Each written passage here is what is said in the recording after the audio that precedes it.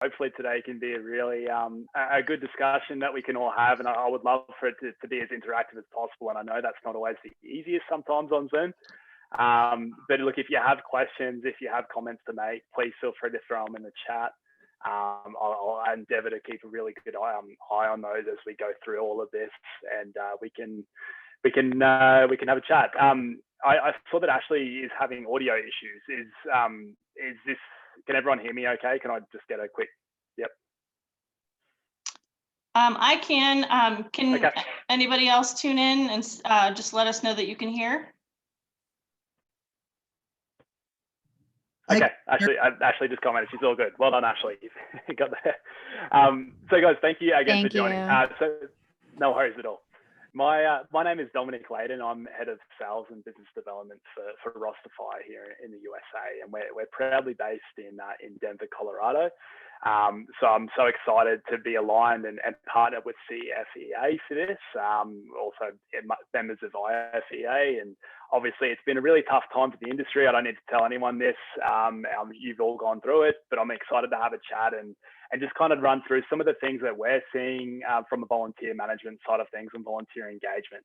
The title of this, I guess, topic originally was more about engaging volunteers during a pandemic, and that's absolutely what we're going to cover. And again, please feel free to reach out with comments, maybe what you're seeing. Even I'm more than happy if you want to jump in with audio as well, if you have a particular question you want to ask that you don't want to type in the box. But initially, I guess this is not a pitch by any means. I myself hate getting on these things when someone is pitching me, and I'm thinking I'm actually going to be learning about topics. So initially, I thought it was important to introduce myself and Rosterfy as to what we do. So this is a really quick deck to get started as to why I'm actually presenting on this. And then we'll absolutely get started with some of the stuff we're seeing around the world in this space at the moment that you can hopefully apply to your volunteer program. I would love initially just to get everyone's quick comment in the chat box if you can, like what kind of event you're from, whether it is a town. I know we have Town of Windsor. In the meeting, if you're a festival organizer, if you're a city, county, whatever it might be, if you could just throw that in the chat box so I can see that, that would be really helpful and just interesting to know who we got on the call today. County Fair, thanks, Carol. Firestone, exclamation mark, Firestone, I like it. Arama County, Avada, awesome. Good stuff. Great, guys. I'll keep an eye on those as they keep coming through, but we'll get started here again to be respectful of your time. So Rosterfly, City of Denver, awesome, Great American Beer Festival, Carol. That's something I want to attend. City of Wheat Ridge, my city. I'm in Wheat Ridge myself. So that's awesome. Great. So here we go. We're headquartered out of Melbourne, Australia, believe it or not, from the accent. That's where we were found. We opened up our US operations in 2017. We landed in California, but we quickly, came to our senses and realized what we were doing and got out to Colorado as soon as we could. So we've been out here for about a year and a half, 2 years now, which we really love. And again, thank you for CFEA for having me on here to talk. So our mission and what we're all about is to connect communities to causes and events they are passionate about. And that I'm sure from everyone saying, the kind of event or city or county that you're working for should align really nicely with what you're trying to do with your volunteer program. The thing we want to solve, I guess, is basically where it's hard for volunteers to get involved, and also for volunteers not getting the recognition and kind of treatment that they should deserve. So we want to provide a system that really makes it easy for you to do that, but also for the volunteers to get that experience. And too often or so often we speak with cities, counties, even on the event side as well, speaking to the event organizers where their data is really segmented. They don't really know the history. It's very much an ad hoc process of, let's get this person, throw them anywhere, and kind of that person doesn't really get the recognition and he doesn't come back here. So it's a really bad churn of their volunteers. And the system we provide, Rosterfy, is all about solving that and making it easier for you as an organizer, as a city, across multiple departments if you needed it to. And also, obviously, for your volunteers to have a great experience no matter the age.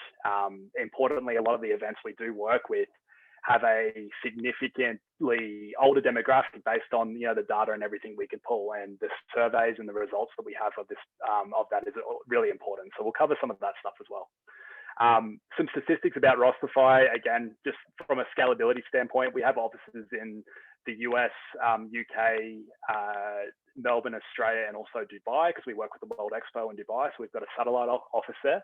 Obviously, the World Expo was a victim of COVID pandemic in 2020 and has now been pushed out. So our office is remaining there for a little while. But some of these logos are more relevant to the US and who we work with. You can see things like the Super Bowl, non-profits, charities there, venues, motor speedways, cities. We partner with LA, Indiana, like all these kind of ones, but also all the way down to local counties and communities that we work with. So I guess from one thing I want you to take away from this is, yes, we do work with some of the biggest and best in the world. We actually won a global tender for FIFA last year. So every FIFA sanctioned event around the world, they'll have a global volunteer passport using Rosterfy for volunteers going to those locations to volunteer. So their history, that information, that data stays with that person, and they can get involved with events as they see fit if they're lucky enough to be traveling to World Cups to volunteer. I want to say that, but also all the way down to a local charity that needs a better way to get away from a spreadsheet, a better way to run their background checks or whatever it might be. So we have the full suite of products to help someone, no matter how sophisticated or simple their program is. Some stats we've been able to gather over the way with clients. Starlight's actually a charity in the Asia Pacific region across Australia and New Zealand. They were one of the cool things about them is they were able to reallocate their volunteer management resources or staff internally to what they saw as more important and move them away from things that they were doing like phone calls and spreadsheets. And also something like a Super Bowl. So a Super Bowl each year has 30,000 volunteers, and the Miami was the fourth Super Bowl coming up shortly when the Chiefs play the Bucks at home in Tampa Bay. That'll actually be our fifth consecutive Super Bowl we've worked with. And as I was saying, they generally have 30,000 volunteers, and they use Rosterfy to dwindle that down to 10,000 confirmed volunteers. And there's multiple locations across the city. So obviously delivering a program of that sort of size and magnitude can be pretty complicated. Before a system like Rosterfy came along for the NFL, they used to have pretty much a call center and staff working, part-time for 4 or 5 weeks or whatever it might be leading up to the Super Bowl, handling people calling and saying, hey, I can't work this time. Can I work that time? Or, hey, look, I don't like my shift. Can I do this shift? Or whatever it might be. We've been able to pretty much replace that side of their operations with a system that automates a lot of that process for them. And they've, generally have 2 or 3 people running a program of that size for an NFL Super Bowl each year. And happy to answer any questions on that. It's a pretty cool operation we're involved with. We have an end-to-end solution. So, and you can nitpick a few of these things out of here that you might need to learn about. But look, we don't need to cover this off. Like I said, it's not a demo today. I just wanted to give you a little bit of introduction about who we are. Like I said, we're proud to be based here in Colorado, and we'd love to work with any of you. I'm not going to sugarcoat that. So if you want to have a chat about your volunteer management, please feel free to reach out. But like we're talking about today, or what we're here for today, is to talk about obviously the keeping volunteers engaged during this really challenging time that we're all operating in. So bear with me as we get this started up. Computer is being incredibly slow, which is always great timing when you're on a presentation. That's all right. Sorry.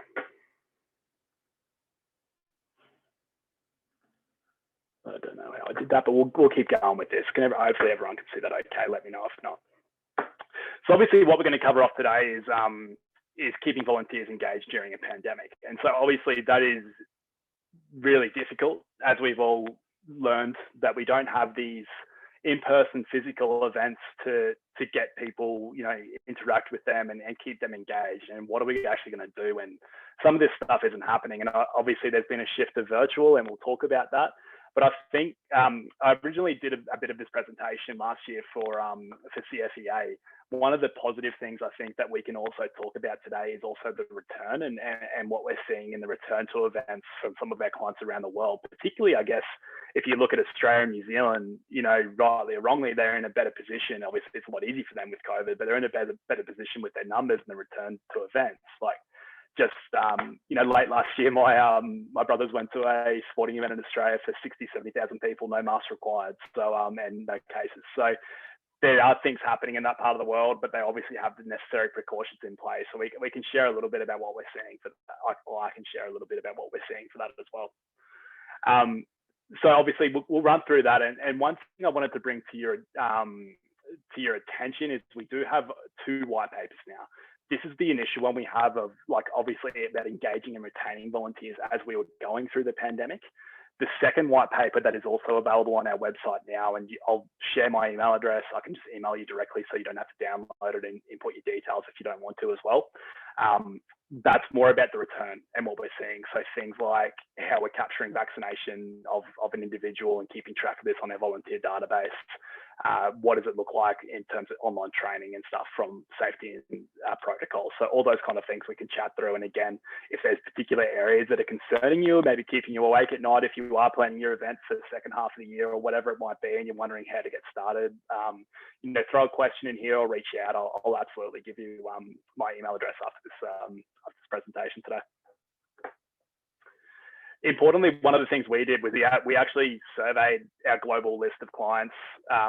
Sorry, I should say we asked our clients if they could send out a survey to their databases. So, we pretty significant numbers that we ended up getting this Rosterfy survey at them. You're talking some pretty large global sort of organizations that have volunteers and also some paid staffing programs.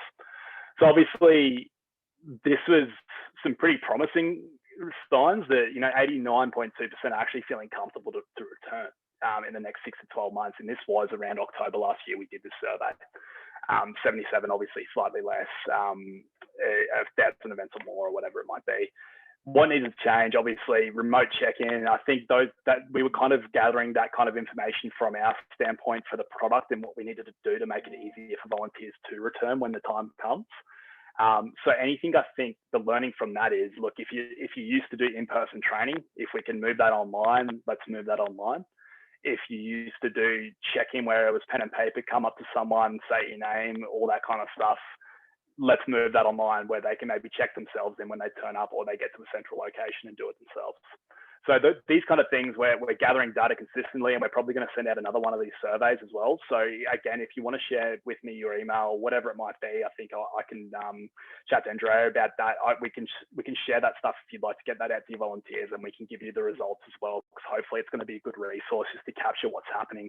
And we can try and make it a little bit more US specific for the next one, because this was a global survey, and obviously everyone's at different stages in different countries at the moment. Yeah, look, so kind of what I mentioned, obviously to facilitate these changes, we kind of need technologies in place and ways we can kind of automate processes to streamline inefficiencies. And look, I think some of that's unfortunately the case. And look, I'm absolutely speaking to it a lot. And I don't want to talk about it like it's a positive, but there is reduced headcount in these organizations. Like, let's be real, the events industry has been really hit, probably one of the worst, apart from the hospitality industry, probably. So with reduced headcount, without the 2 or 3 additional people you used to have in your team that could handle the workload of this, and we all know we wear so many different hats working in the events industry, having done it myself as well. We're talking to a lot of sort of state bodies and cities around the US about ways to streamline and automate processes, because there needs to be an emphasis on their systems in place without the additional headcount they used to rely on to do a lot of the grunt of the work. So that's definitely something we can talk about throughout this as well. I'm jumping out of my own presentation, but obviously we're talking about reducing headcount and automating processes. So this was a direct quote I had from one of the large state in the United States. I'm sorry if I can get my words out. Staff limitations obviously required us to reevaluate the people we had in place, and we need to make things now more streamlined, efficient as possible. So again, it's not a nice topic to talk about necessarily, but it is the reality I think that we've all gone through during COVID, and as it continues as well. Stephen, I saw you said that you can benefit from that information, so absolutely. Again, I'll provide my email, and I can always reach out directly as well. So you have that survey that we conducted, and also the white paper. So first thing with, I guess, automating processes, and I just wanted to kind of share some ideas and it can sound like a bit of a buzzword, embrace technology, automate your processes, streamline things, etc. What does that actually mean? So some use case examples of what you could potentially do here is, look, I don't know if you run background checks, and not everyone does, I understand that, but to give you an idea on some of the ways that systems can help you with these kind of processes, is obviously the recruitment of a volunteer. Let's have that user system, adaptive volunteer management system, whether it's Rosterfly, whether it's something else in the market that you think suits you. Again, this is not a sell, but ways you can capture data in a secure manner. So no more Google Forms, no more PDFs, none of that. So you can keep this data, retain it, and have this information on that person in a secure, compliant fashion. So obviously this data isn't sitting on a spreadsheet of someone's laptop that they're going to lose on the way home from wherever. So one of the things we integrate with is Sterling Volunteers, and that's our background check provider and probably our most commonly used integration. They're proudly Colorado as well, so I think it's nice to be partnered with someone locally like that. I believe they're up in Fort Collins, but they do have a pretty spread out team across the country as well. The idea behind this is if you wanted one of your checkpoints or your workflows for your volunteer to become an approved volunteer and actually see shifts, is they have to go through a background check. We don't want data, you having to handle manual data and sending that to the authorities or whatever it might be, police department. Super Bowl before we came along used to export it and send it to the FBI for a check or whatever it might be. We've now been able to streamline that process and say, look, as part of the checkpoint or one of the steps that this person has to go through with becoming an approved volunteer with us is he has to do a background check. This means that in the same system, they're not leaving the registration page, they're just reloading to a separate page there where they're doing their check, the information is auto-filling, they're running that check, and that information is then being updated on their profile for you as an administrator. And once their check is approved, they're able then to log into their portal, as you'll see that bottom image there, and actually apply for shifts. So these kind of automations, when you're actually recruiting and screening, again, you might not run background checks, but even just transitioning to a system that can handle a little bit more of the compliance sort of recruitment for you as well, and make sure you're capturing all the essential data. So, as many custom questions as you need to. So things like, if you're asking them, do you have a driver's license? If they're answering yes, having an automated question that can then pop up, please upload a photo of your driver's license for our records. The system can also then be populating them into groups for you on the back end. So these are the people that are grouped as people with driver's license that may be available for those kind of roles.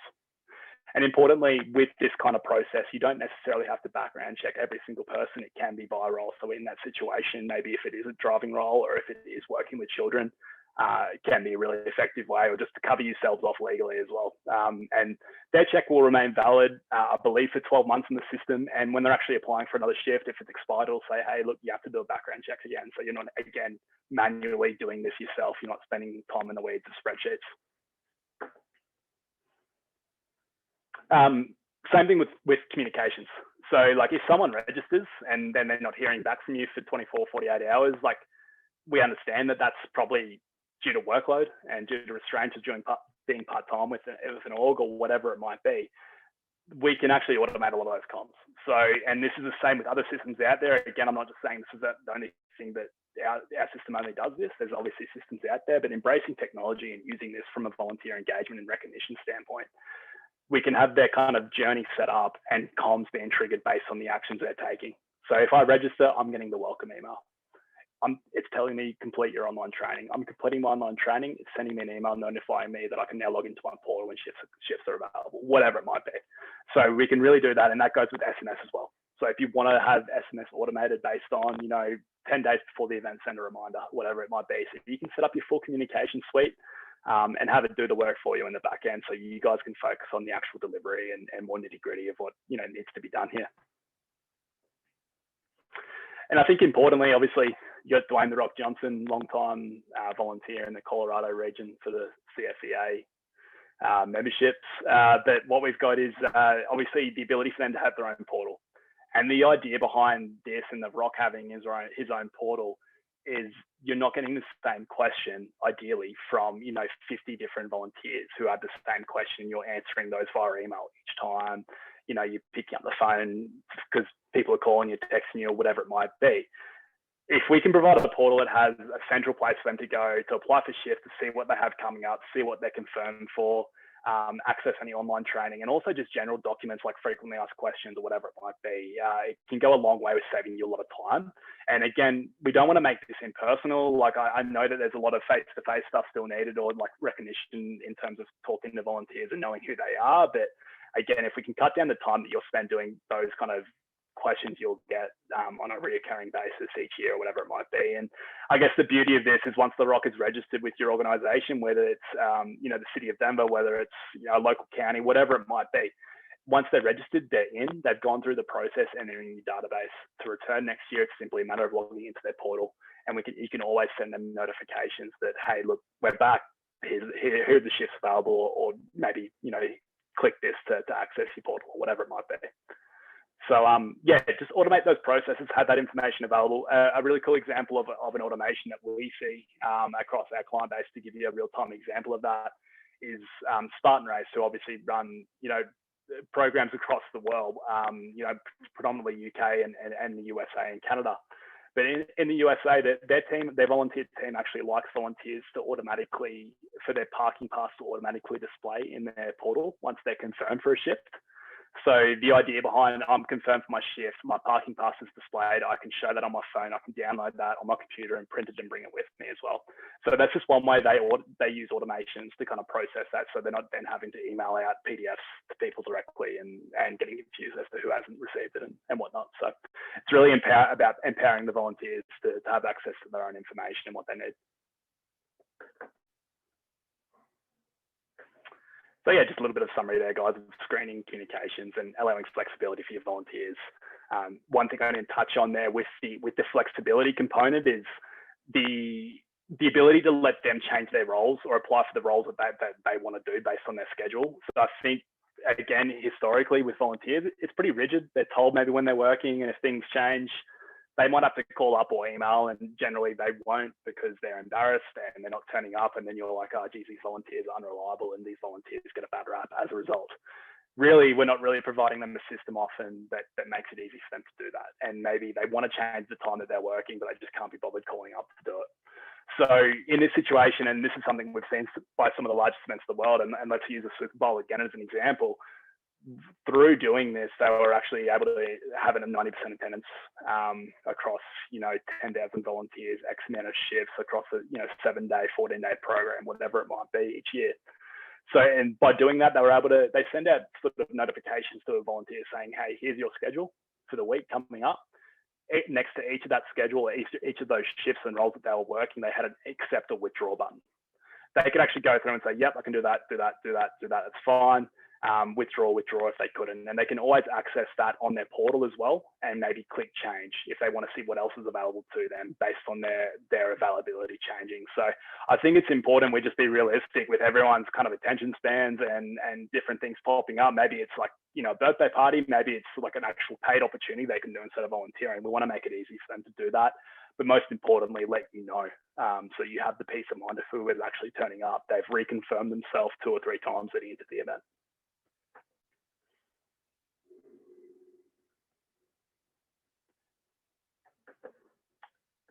So yeah, obviously I kind of touched on this a little bit at the moment. Virtual volunteering, you probably heard about it. A lot of you have probably adopted it. Generally what that means is obviously just jumping online and helping with your skills that you can do at home, whether it is calling, whether it is emailing, whatever it might be. I think it's important to kind of think about this if you are going to go down the path of trying to do some virtual volunteering programs. And again, we're pretty late in the piece of COVID, even though it is obviously still going seemingly forever. But if you've done some of this, great. Obviously, I just would encourage you to think about the ways your volunteers can be utilised outside of the traditional. I did speak to a really fantastic town here in Colorado. I won't mention them, but they transitioned. Generally their volunteers were being used for the annual event they run in that region, but they've transitioned them to being more, buying groceries for elderly or calling up and checking in vulnerable people or whatever it might be. And obviously the calling up would be an example of virtual volunteering. To support that, what we've seen actually, or what we've done is we've, integrated with this great product we're all using these days called Zoom. So we basically have volunteer opportunities available for people to see, and when they're confirmed for them, they'll receive the Zoom link. and they can log into that Zoom link, and that's being, sent out to the other person that they're conversing with or calling up or whatever it might be. So look, that's just an example. And another reason you can use that Zoom integration, and it could obviously be any other platform you prefer to use, if it's Teams, Google Meet, whatever it might be. So that might be more so if you just want to meet up with your volunteers and have a general check-in. If you want to do a re-update or induction for them, that's where you can kind of use those kind of integrations to streamline that. So once they're saying, yeah, look, I'll jump on that call, it's getting that information out to them automatically. Basically, obviously, I think the reality is, at least for the next few years, I don't have a crystal ball, but next year or two at least, I think any way we can move away from in-person while still delivering a fantastic in-person event that we all really want to get back to. But from I guess an operational standpoint, where we can move online, the better. As daunting as that might seem at times, there's areas we can do it in a sensible fashion and without making it too complicated to do so. So basically, I guess what we're looking at here is we obviously saw what the Rock sees on his from the volunteer portal side of things, so where he's like kind of logging in and applying for shifts and interacting with your organization. For you as the administrator, and again, I'm sorry, these examples are obviously taken from the system because this is what I can access, but there's a lot of systems out there, so by all means research and find the ones that have the features that are important to you. But obviously this way you can actually have this information, on the system and ongoing, and know what the Rock has done for you previously, what his skill sets are, what we might need to place him for. So all those kind of things, what training he's completed.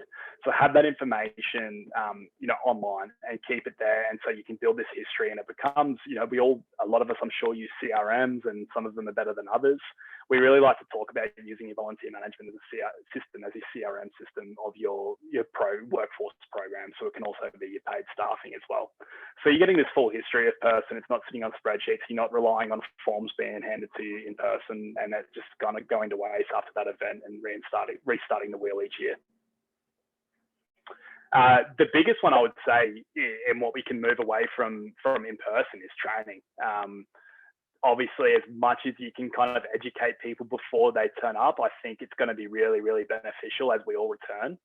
And so what we're talking about here is obviously just general training. And so we're working to find the best, I guess, content, whether it's CDC, whatever it might be, that we can provide and import directly into their clients' administrative portals for them to share with their volunteers if they choose to do so, of, I guess, certified COVID safety training. So we can obviously have these volunteers completing their training before they're turning up, so they understand what's required of them. We should all obviously know it by now, but at least it's just covering you off a little bit further when it comes to this. So you can track who's completed this on their profile. It might be a prerequisite before they turn up, and I would encourage that to be the case for sure, particularly for COVID safety, just so they understand the necessary things about their own hygiene, social distancing, all the stuff that we're probably sick of hearing, but needs to be might need to be recorded. And that also goes with waivers. So we can obviously have waivers attached to these, or any forms that you build, so people are understanding, that there might be a risk involved. So you're covering yourself off as well. It's going to be just more and more important as we go through this. And I was actually this week demoing with one of the larger, I'd say second or third largest marathon in the US, as they're kind of planning their return. And we're not working with them yet, but we're talking about, sharing similar ideas that we're seeing here. And one of the things I was asked, actually, which I thought was really interesting, was like, what are you going to do, or what are you seeing or thinking is going to happen with vaccinations and tracking who is vaccinated from your volunteers? And I thought it was really interesting. One idea we had around that I shared with him was maybe it's an idea to send out a survey to your volunteers about, are they looking to get vaccinated, not volunteer, are they looking to get vaccinated initially, and whether it's a private survey, so you don't know who said what, or if you want to make it public so you can kind of see the results, that would be up to you, I guess. Once you've just got to get a general gauge and how important that's going to be, I think it's going to be one thing that we can actually prompt volunteers to update that on their profile. So when they log, our clients, when their volunteers log into their volunteer portal, they can jump into their profile and update their history, or their contact information, I should say, I'm sorry. So obviously the idea behind that was if their email changes, they can change their email. If their residential address changes, they can change their residential address, so your data is staying relevant. Behind that though, if we can add in a question like, have you received a vaccination, and maybe a prompted question from that, if they say yes, of uploading the certificate. And I don't know what the certificate will look like. It'll be interesting to see what happens with that. I think in terms of if there's the US government or whatever it might be adopts more of a global passport scheme for that.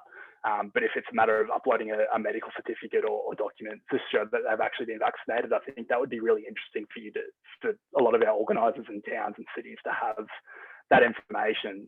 So you can obviously, one of the features we have from that is based on the information, the system can be grouping them into a group for your vaccinated volunteers. And look, I don't know, this is kind of all speculating and we're all learning as we go here, but that's just something one of the larger events in the US is thinking about. So it might be something to consider if that information was important to you to capture.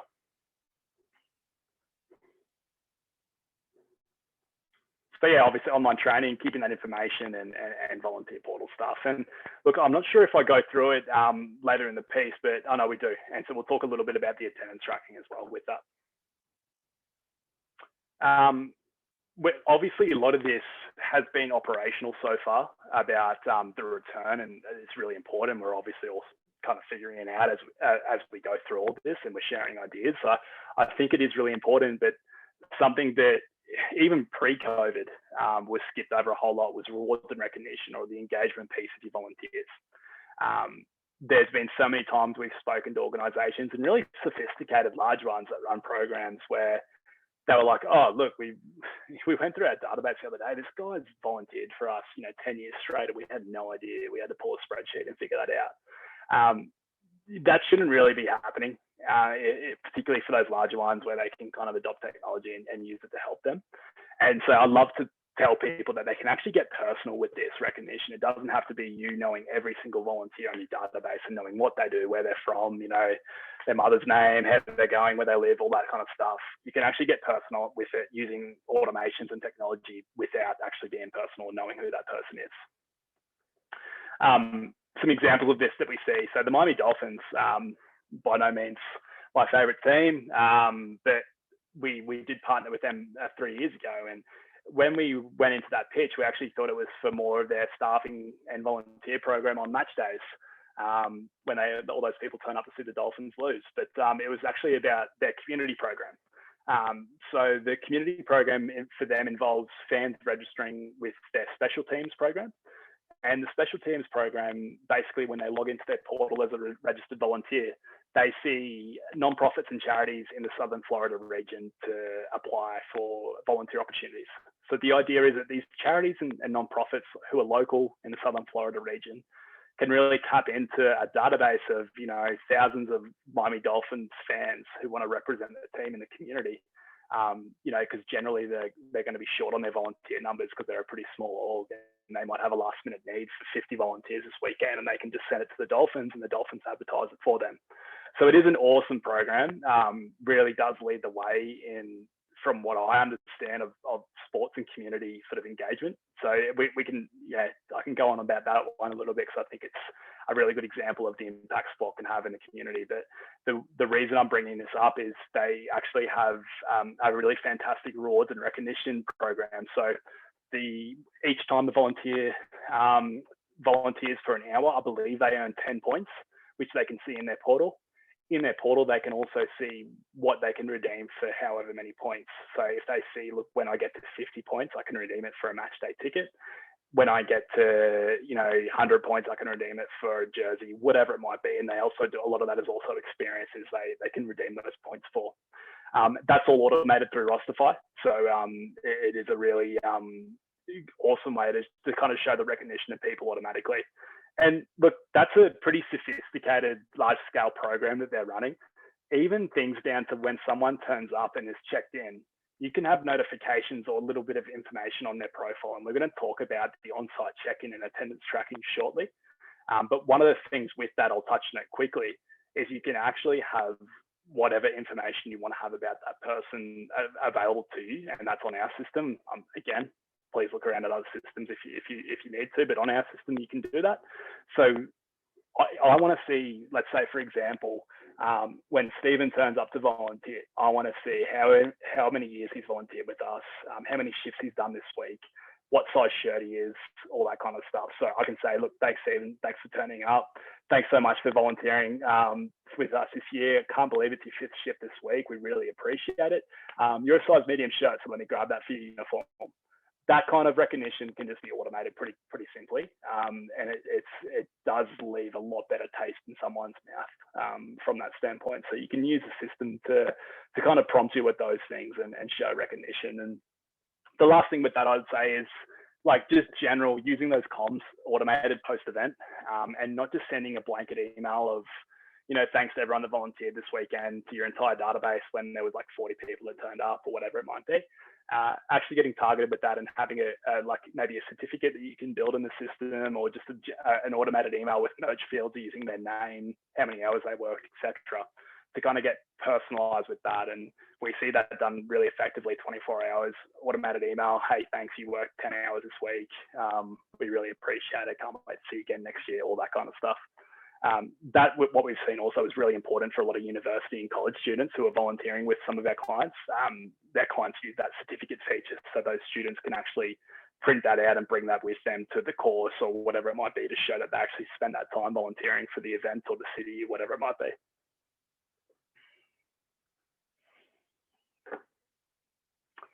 So yeah, rewards and recognition, get personalized without actually knowing the person is probably a big one. And I think a lot of it goes to creating a culture around your volunteer program as well. And that's what the Dolphins have done, is look, it's so much more than just like a thing they're doing to tick the box as a sporting team that obviously, you know, is a very wealthy professional sporting outfit. They're actually creating a lasting legacy of their community engagement program, and they have really tangible numbers around the impact they made by doing this. And so if there is potential for your organization, for your event, whatever it might be, to once a year maybe support another organization, represent your event's brand in the community, whether you give them your t-shirts that they normally wear at the event, they go out there and they represent you supporting, you know, the local food bank or whatever it might be. So really building that culture of volunteerism around you at sort of the annual, hey, we need you guys to do this next week. Turn up. Importantly, I threw this in here. It's a little bit different, but it might be of interest to some people. They actually they grew their program, I guess their volunteer program, through this branding and culture that they created in the fans. They actually were able to align a corporate partner with their volunteer program. So the shirts these people wear in the community are actually branded up accordingly, co-branded Dolphins and that sponsor that has forked out the cash. And I think it's a pretty significant investment for anyone to obviously sponsor a NFL team. I think that asset is, you know, in the 100 or 200 grand, but like I think it is a really cool idea to kind of co-brand. If there is a local business in your town, in your city, or aligned with your fair or whatever it might be, if they can co-brand the volunteer program, it might be a good way for you guys to, I don't know, if it's big enough to kind of get sponsorship or paid dollars out of it, or if it's maybe just value in kind, their staff volunteering, their signage at the event or whatever it might be. So, and them aligning themselves with the event and volunteers. It could be an idea anyway on the return. It's a little bit outside of that rewards and recognition thing I was talking about here, but I just wanted to throw that in here. Look, obviously, just with creating a culture of volunteerism in the organization, when the NFL did the Huddle for 100, which was last year, I believe, yeah. Back in in February, I think they highlighted that at the Super Bowl in Miami. But the Dolphins, because they had a system like ours in place, and because they'd already sort of created that culture of volunteerism year round, not just during the season, it's actually running through the summer as well. They wouldn't really be able to interact with these volunteers if it was just season, because obviously the Dolphins don't really make the playoffs, so they only have like 17 weeks to talk to these people. So they make sure it's year round, and it creates that culture. And you can see obviously the crazy numbers that they were able to contribute to volunteerism across the NFL when the NFL tracked this. Attendance tracking. So obviously when people are turning up, one of the things we noted on that survey was the biggest thing was, I think, reducing in-person interaction. So if they didn't need to be going up to somewhere where, there's multiple, last thing we want to see is multiple people lined up to be checked in or huddling together in a space if there's bad weather or whatever it might be. So one of the things we did when COVID actually hit was work really hard to implement a really efficient attendance tracking tool. And we already had the check-in tool there, but we added features to it. So I mentioned earlier with the recognition, you can have the information showing when that person is turning up. What we added to that as well is you can actually have the information, you're able to import information on that person's profile when they turn up as well. And obviously the really obvious one you would do with that is, are you feeling well? Have you traveled out of the country in the last 48 hours, whatever it might be? If you want to take their temperature, you can record their temperature on there. But importantly, and God forbid this happens when a lot of our events that we really want back return, if there is a case, and look, the likelihood, let's be realistic, there probably will be some cases as events do return in force. You can report on that really quickly for interaction and tracing. So we can see that volunteer turned up or that staff member turned up at this time, worked in this location, these other people were in that location as well. We can report on that. If you're doing this stuff on pen and paper or you're not doing it all, it's going to make it really hard to do any of that information. And again, you might have an additional waiver when someone turns up, just so they agree to something.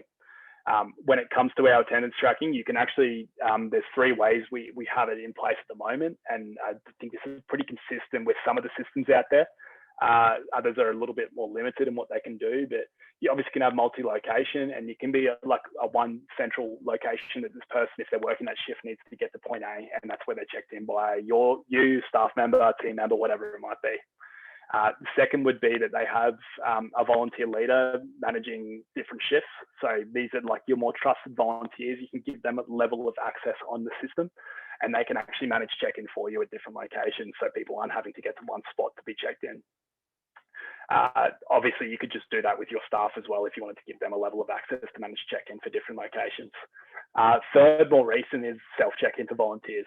So when they turn up, they log into their portal, they see that they're working today. It's got a very big green button on it saying check-in, and they can check themselves in. You can have them automatically check out, or you can have it check out. They have to check themselves out, but generally we would have it automatically check out at a certain time when their shift finishes. The next step for us, I think, and probably what we're seeing in this space a little bit, even just across, I think construction, and like we're kind of researching time tracking and attendance tracking across different industries, is geofencing. So kind of when someone turns up, if they have a particular application on their phone, it can be logging that they're in the location, and that's obviously getting pretty sophisticated down the line. That some of our more larger clients might like that stuff, and it just removes the need to do any kind of that stuff, and the system is tracking it for you. But yeah, look, I think we're more so when we're talking about making it safe for people to return, giving them, there might be a few different options you want to take with the actual attendance tracking, but I would encourage you to do it, even if you didn't before COVID, just so you have this information. But, obviously, aside from the operational and security standpoint, when it comes to this, it really falls in line with the reward and recognition, because if these people are turning up and working and you're not tracking that, you don't have that information in your system, and you can't build that culture of rewards and really keep them engaged. So use it for both ends. It's going to help you security, compliance standpoint, but it's also going to help build that culture of engagement across your volunteers. I think I threw this at the end just to end on a positive note, but like, let's be ready for the boom. Like, I think I said this again last year, but now more than ever, I think we're all thinking we can at least see it coming up, and some results are tangible at the moment with vaccinations happening, and we know that there's some pretty large events that have been rescheduled that are still saying they're going ahead, etc. So obviously none bigger than the Olympics in Japan, but I'm speaking more locally here in the US. So let's be ready, and look, if you still have a bit of downtime, if things are still quiet, like, let's be ready. Let's talk about your system, how we can make it happen. And we so often bring up the word scalability. So let's take this time to address your system and make sure you set up for long-term success. So if something like this happens again, or whatever it might be, you have the system in place to handle it and have all the tools that you need.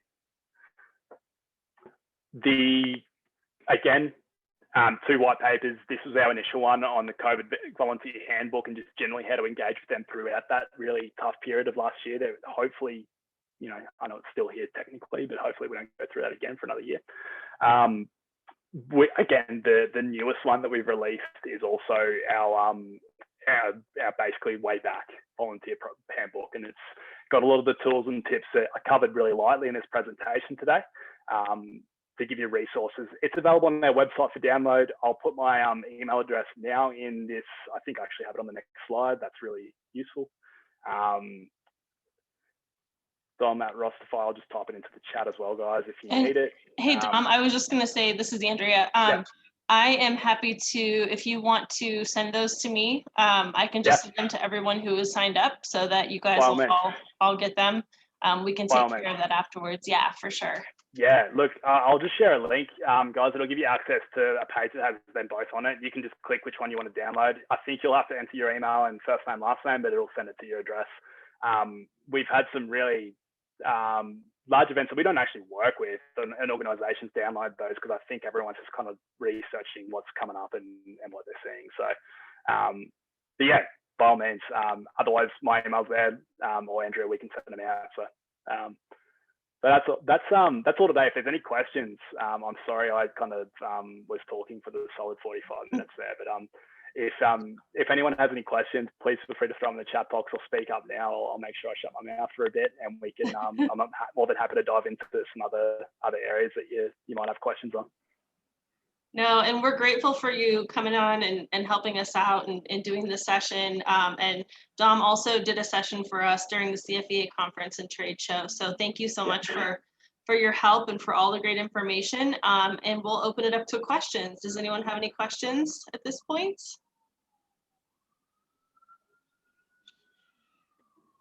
And Dom's email address is there as well. So if you think of anything, or as your events are starting to come back into the planning stages, if you have any questions for him down the road, I'm sure he'd be happy for you to reach out. Does anyone want to share, are any of your events, are you planning anything for the first half of this year? Is everything kind of towards the end? Does anyone want to share anything that they have coming up?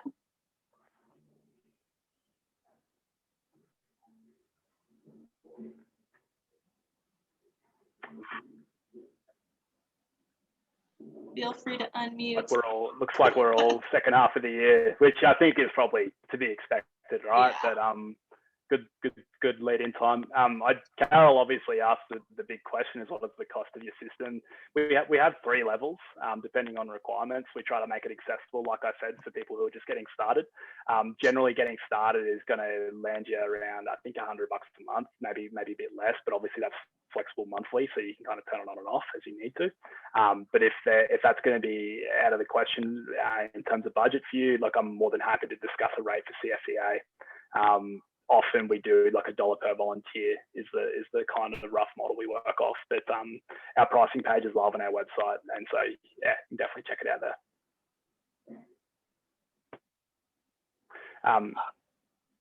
So Ashley Clark has a question. Yeah.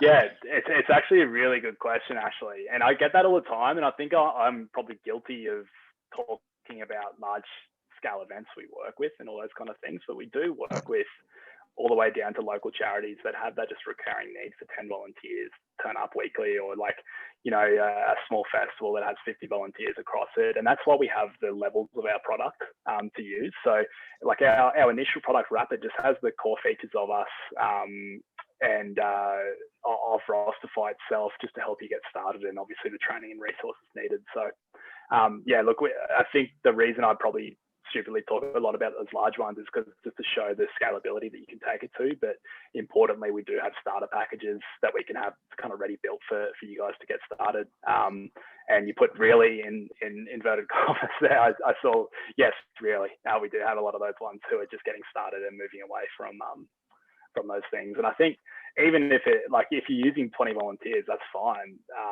But let's just have a system in place so you can keep that information of what happened last year and save you time when you're managing that stuff. And love to chat about it. Good to see Local Works. big bike race that usually happens in June, mid-September, in hopes of actually being able to have it. So yeah, I think that's awesome, and fingers crossed as well. I think that's really what we're happening. Like I think even if you look at some of the larger events around the US, like even the large scale marathons and or festivals or whatnot, you know, South by Southwest gone fully virtual for this year, and in a hope to return year following. But like Chicago Marathon, Boston Marathon, they were all pretty set in stone, and I know they're working really hard on an October, sort of November timeline. And I know that's a little bit outside of the festival and event space that we're kind of talking about here, but hopefully a good indication for us all to be positive and confident if, you know, some of the largest in the country are planning it, for sure. Yeah, I think the last part of the year is going to be pretty busy. CFEA is looking at October or November for our conference and trade show, and hoping by then that we'll be able to have, you know, we'll do hybrid again, I'm sure, but hopefully we'll be able to have more people in person. Yeah, for sure. One other thing I just wanted to raise, and again, this is just while we have a bit of time, and I know I might have to jump off or whatnot, but I know there's a lot of cities and counties on here as well, and obviously there's a lot of cities that we're speaking to that are trying to get everything into one system, because so many of their different departments are operating on silos, and that's their events department as well as their Parks and Rec or whatever it might be, and they're trying to tap it into one. So I think that's something we're helping people with, and if that's something people are interested in, would be happy to chat, because obviously what we want to do is create a bigger pool of people across the region or city that you can tap into who might be volunteering in other aspects. So that's something we're seeing a little bit now, as well as those kind of cities and counties are thinking more about that, how they can kind of bring it all into one and you know, attract a larger pool of volunteers for their annual events.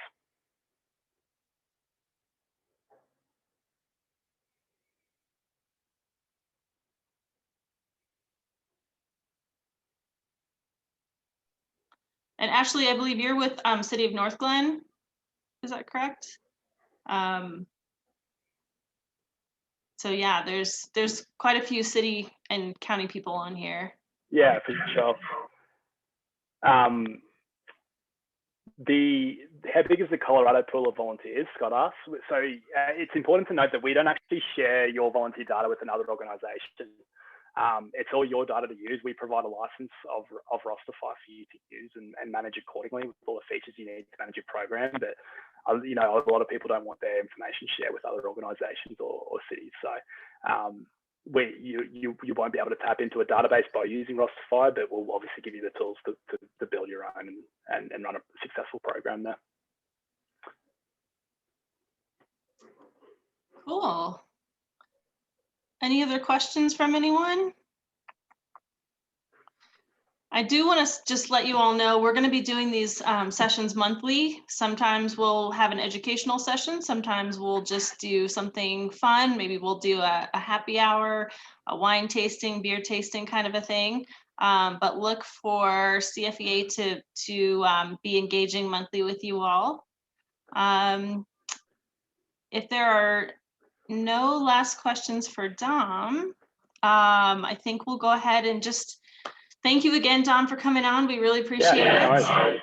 And maybe we can work out a deal or a rate for CFEA members with you guys. Yeah, for sure. Cool. Well, we'll talk absolutely about open to that. And